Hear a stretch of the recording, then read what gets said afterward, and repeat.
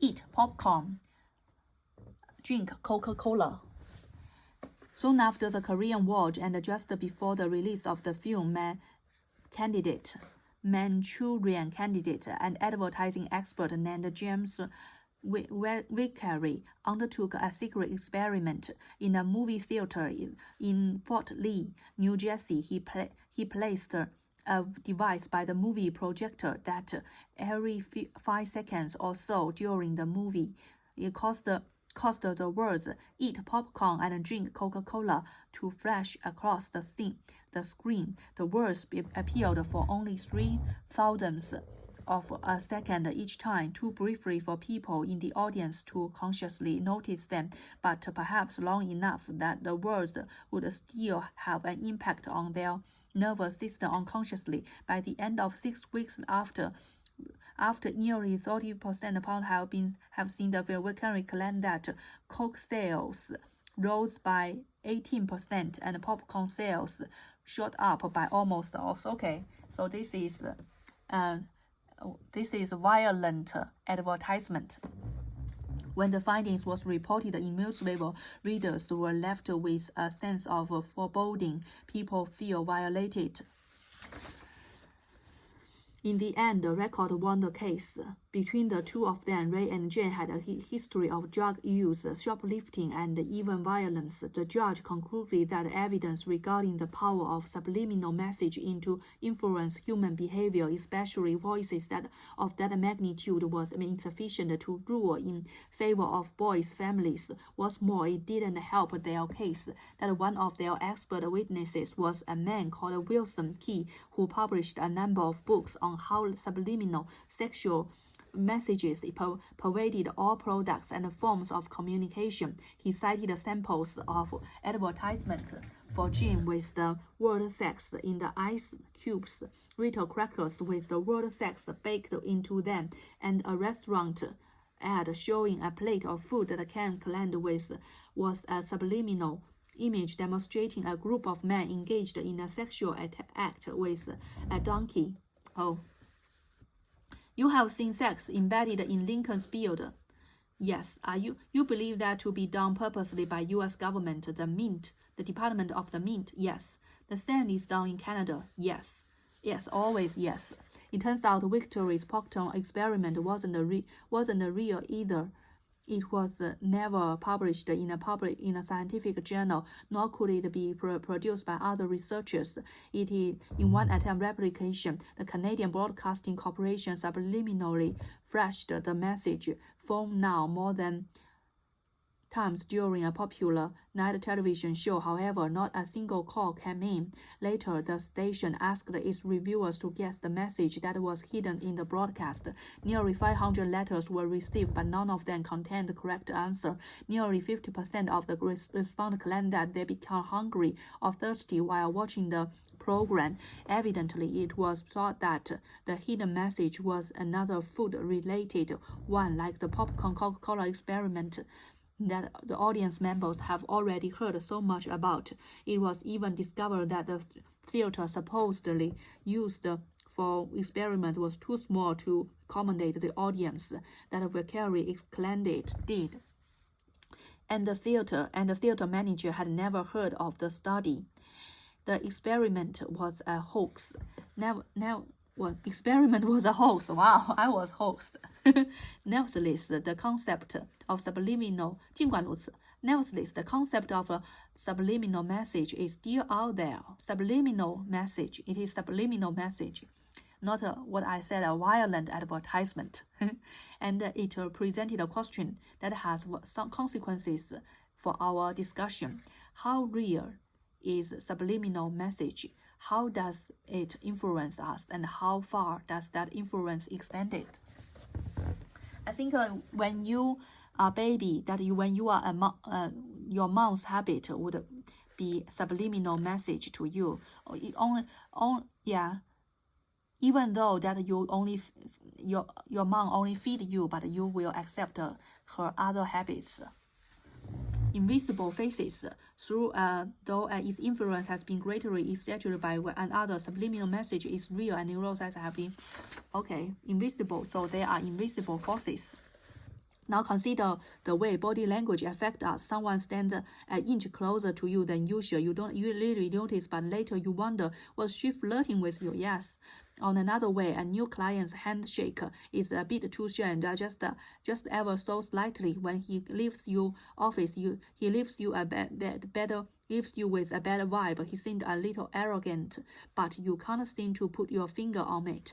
Research on backward masking show that unseen moments in our lives can influence the way we judge other people. In one experiment, unseen moments. 26 people were primed with images of fearful, disgusted, and neutral faces as before. These images were shown for only a few milliseconds, and participants were not conscientious aware of them. After being shown the primes, the volunteers were asked to look at a number of pictures of people with neutral faces and judge how genuine they thought those people appeared. The results showed that subjects exposed to the subliminal, fearful, or disgusted faces were significantly more likely to judge the neutral faces as being ungenuine than those exposed to subliminal neutral faces were. In other study, volunteers were primed with angry or sad faces and then asked to analyze descriptions of tragic events. Those primed with sad faces were more likely to appraise their event as being caused by the unfortunate circumstances. I don't surprised about that, because our brain, everything in our emotions is just in a station. So it is just our brains sometimes go higher, go lower, go higher, go lower. But in that state, we want to go higher, then it has a process to go. It cannot jump. So when you just give something better to them, then it will be influenced by its present state. So no big deal at all. It appears that James Vickery was wrong not only because his research was fake, but also because he thought that advertising would be more effective than if it could elude conscious awareness completely by using subliminal color. And as it turned out, successful advertisements might actually have a lot more in common with hypnosis. Hypnosis is more powerful than subliminal message because it does access consciousness as well as the decisions. Hypnosis, thoughts, and association contained in them was more subliminal conscious. So, on the other hand, changes the way the bowling ball is thrown. It doesn't avoid consciousness. Subjects are well aware of the suggestion being given to them. It changes the way we use consciousness. Subjects are so focused on the imagery being more. How powerful are these effects? This is controversial. Some say subliminal is weak. In one experiment, 2 groups of undergraduates were assembled, half of whom claimed to be terrified of spiders and others whom claimed to be not afraid. Both groups are subliminally primed with either happy faces or scowling faces and then asked to evaluate the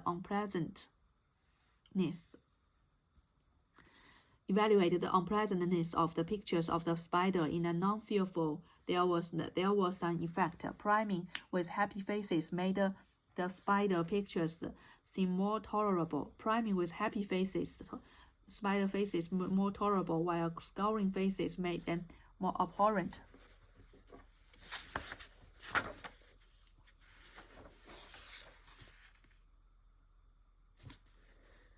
To reduce shoplifting, embedded in the store's background music were words of moral encouragement. I am honest. I will not steal. I repeated over and over again. Some stores claim that the incidence of shoplifting fell dramatically as a result. In this connection, a real or coincidental would have a potential. Perhaps is involved. The influence of religion is subtle, yet the influence of hypnosis is remarkably clear and profound. The person in question does not consciously see the picture. His frontal lobe does not initiate. It implies that any moment it can affect us without our even being aware of it.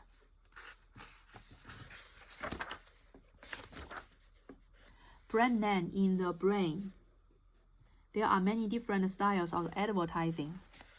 Whenever we find ourselves watching TV at 1 a.m. in the morning, we get to experience a deluge of commercials for working out equipment that claim take in the morning. That's too early. I wouldn't work that late.